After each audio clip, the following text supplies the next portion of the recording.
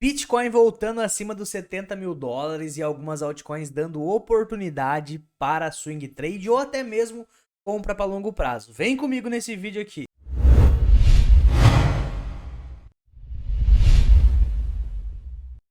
Rapaziada, Bitcoin fez uma semana muito linda na semana anterior, né? Olha o que a gente teve aqui na semana anterior.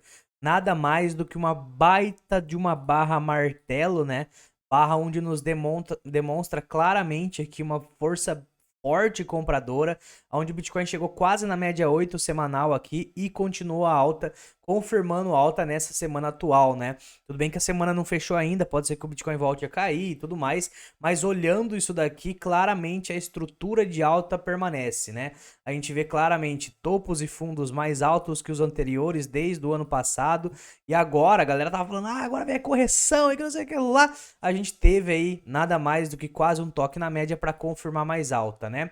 Questão de resistência, não temos mais nada em questão de resistência, já passamos o topo histórico anterior, inclusive depois de romper esse topo, a gente fecha a semana anterior acima dele, o que é algo positivo demais aí quando a gente fala do gráfico semanal, né? Olhando um pouco mais de perto, olhando aqui o gráfico de 4 horas, vamos ver se a gente enxerga algum tipo de padrão aqui no gráfico do Bitcoin. A gente tinha uma cunha, né, que acabou desfazendo essa cunha aqui, a gente tinha algo parecido com isso daqui. Vou colocar aqui para você certinho. A gente tinha essa cunha descendente, onde a gente normalmente rompe uma cunha descendente para cima, né? Já desenhei algumas vezes essa análise aqui com vocês e a gente rompeu ela para cima. E o bacana é que a gente retestou ela, não voltou para dentro da cunha, apenas retestou ela como suporte para depois continuar alta. Agora, olhando o gráfico diário aqui, a gente acaba de romper também a média de 21, que é a média de curto prazo, né? Então, gráfico do Bitcoin continua em tendência de alta infinita, fazendo topos e fundos mais altos que os anteriores. O RSI, inclusive, do gráfico diário já deu uma quase afrouxada, né? O que seria espaço aqui para a gente voltar a subir o RSI, assim como foi aqui atrás, né? Perceba que aqui atrás ele caiu até um pouco mais. Não sei se a gente vai ter realmente espaço para cair mais aqui, visto que a situação mudou um pouco, né? Nessa época aqui o Bitcoin estava caindo muito devagarzinho e depois voltava a subir, caía devagarzinho e voltava a subir. E agora a gente tá enxergando coisa diferente. Por quê? Porque aprovou ETF e qualquer queda a galera tá enxergando como oportunidade de compra. Perceba o que a gente teve aqui, né? O gráfico de 4 horas vai ficar mais visível. Qualquer tipo de queda que a gente vê, ó, cai, recupera em V. Recuperação em V é o quê? Demanda, nada mais do que demanda, né? Outra queda que a gente teve, ó, cai, recupera em V. A gente vê aqui também, ó, cai, recupera em V. Mesmo que essa recuperação em V seja para cair de novo, recuperar em V de novo. Então, qualquer queda que a gente está tendo, literalmente está sendo absorvida pelos institucionais, pelos compradores, numa velocidade muito rápida, né? Até quedinhas mais de curto prazo. Perceba isso daqui, ó. A gente teve uma quedinha bem de curto prazo mesmo na data de ontem, pô, já volta a recuperar em V. Então a gente tá vendo, olha só o tanto de vezes que eu desenhei aqui nos últimos períodos, foi tudo queda e recupera, queda, recupera, queda, recupera. E é o padrão que o Bitcoin vem fazendo. Claramente, qualquer queda, a galera tá enxergando como oportunidade, né? Então eu não esperaria muito mais queda nesses últimos períodos. Ah, quer dizer que não vai cair?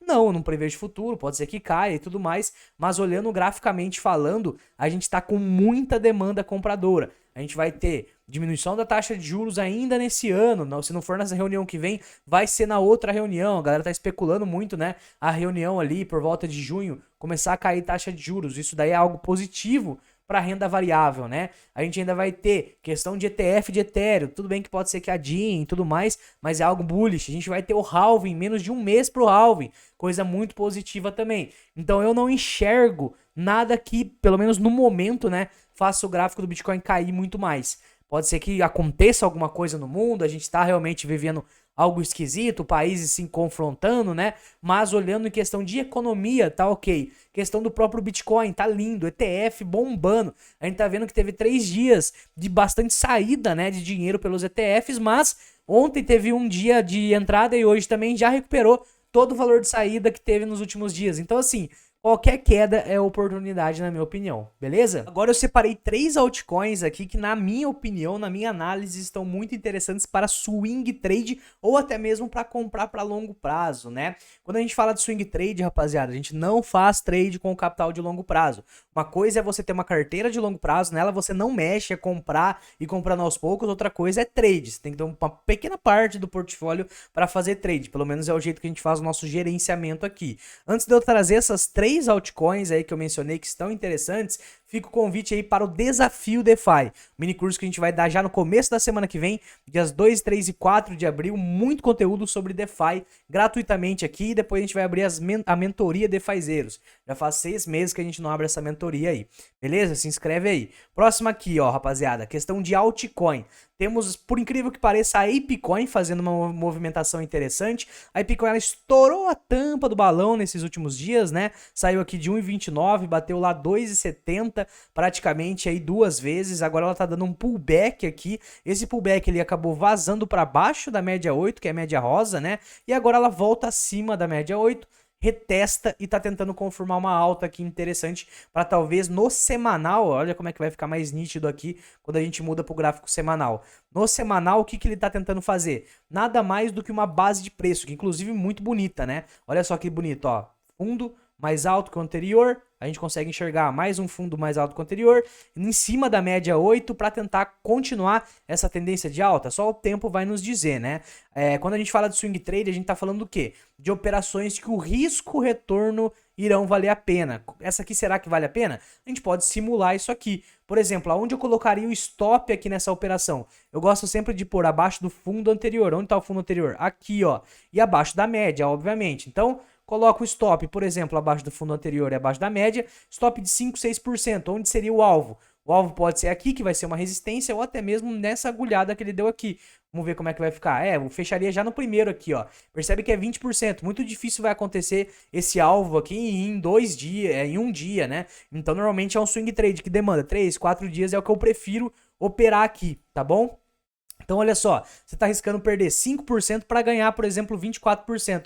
Se você alavanca 4 vezes aqui nessa operação, olha como é que não precisa alavancar muito. Alavancou 4 vezes, se bater o alvo, você faz praticamente 100%. Se te estopa, você perde 20%. Então, a operação 5 para 1, você faz 100%, se você alavancar, óbvio, né? E agora, se te estopar, você perde 20% do quanto que você entrou. Imagina que você entrou com $1.000. Bateu lá a operação, você ganha mais 1.000. Se te estopar, você perde $200. É óbvio que sempre tem que colocar o stop, tá? Senão existe a chance de você ser, inclusive, liquidado aí. O stop sempre entra num lugar estratégico, né? Por quê? Porque a gente tá falando de uma tendência de alta. Normalmente a gente não perde fundos anteriores numa tendência de alta. Por isso que eu falei de colocar o stop abaixo do fundo anterior e abaixo da média, que é um suporte importante também.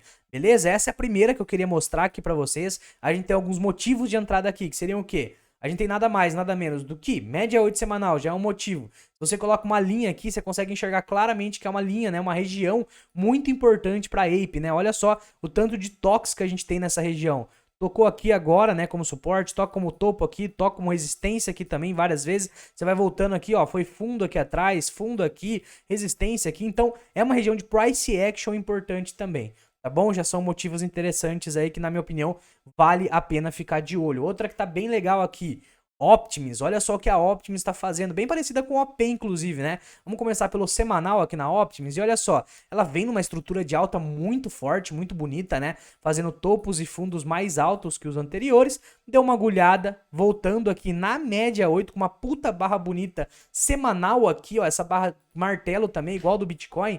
Barra martelo em cima da média 8, ela chegou a vazar um pouco para baixo, mas já volta acima rapidamente. E agora, olhando o diário, a gente vai conseguir enxergar um pouco melhor. Ela tá exatamente na média, cara. Olha que coisa bonita. Tá um pouquinho abaixo, mas ela vai acabar fechando muito provavelmente acima isso aqui. E ela faz um fundo mais alto que o anterior. Plena força, pressão compradora. Olha esse candle que ela fez aqui, coisa mais bonita do mundo. Então assim, o AP tá bem legal também, tá? Vamos dar uma olhada um pouco mais de perto?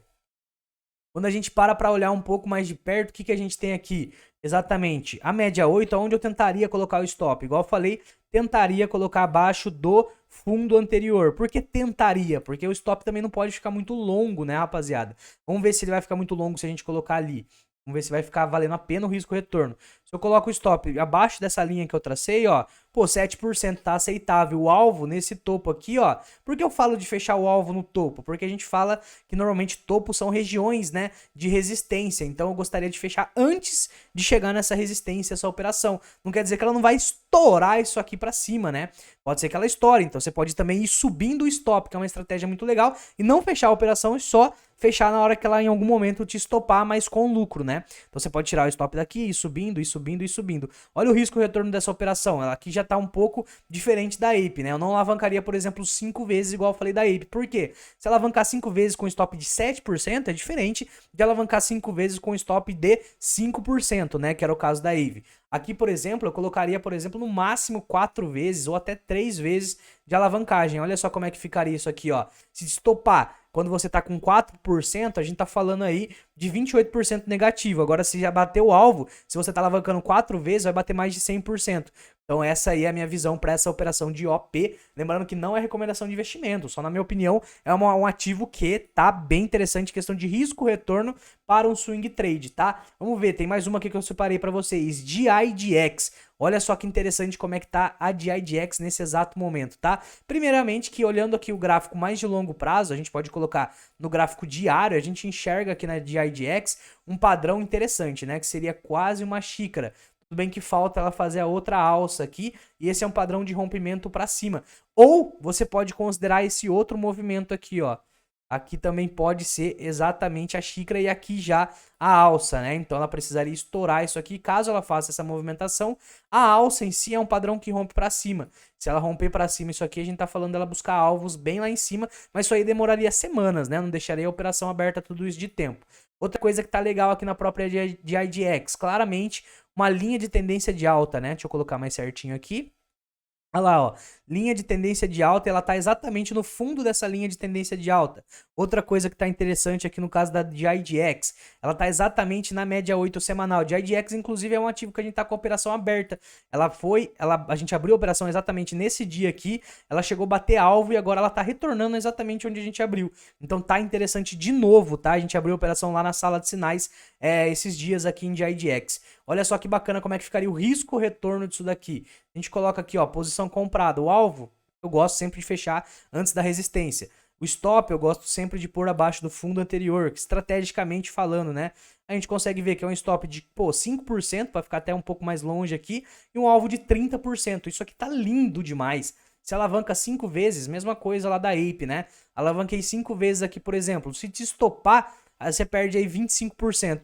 Agora, se bate o alvo, né? 30 vezes 5, cara, é 150%. Olha só que doideira, né? 150%, você põe $1.000, você ganha lá 1.500. Se te estopar, você perde 250. Você pode até alavancar menos, alavancar 4 vezes, por exemplo. Então o risco-retorno tá muito aceitável, que é o que a gente busca em operações aí de swing trade. E essas que eu trouxe aqui para vocês, para longo prazo também tá legal. Por quê? Porque quando a gente fala de longo prazo, aonde você quer comprar? No pullback, e elas estão todas em pullbacks. Quando a gente fala de longo prazo, você quer comprar quando tá caindo e vender quando tá subindo, correto? Então, as quedas são oportunidades de compra também para longo prazo. E também para a operação de swing trade, visto que estamos investindo para uma alta, né? O swing trade é para uma alta. Então, você busca as bases de preço, igual estão acontecendo em todos os ativos que eu trouxe aqui, para abrir uma operação. São nas bases de preço que você abre uma operação long, tá? Não é porque começou a cair que você vai shortar, não. Você faz exatamente o inverso. Começou a cair, você busca a operação para fazer uma operação long, beleza? A gente usa Bybit aí para fazer essas operações porque as taxas são as melhores e quem opera sabe que as taxas contam muito no resultado. Link aí na descrição e fica mais uma vez o convite aí para o Desafio DeFi. Não esquece de deixar esse like aí para fortalecer. Valeu!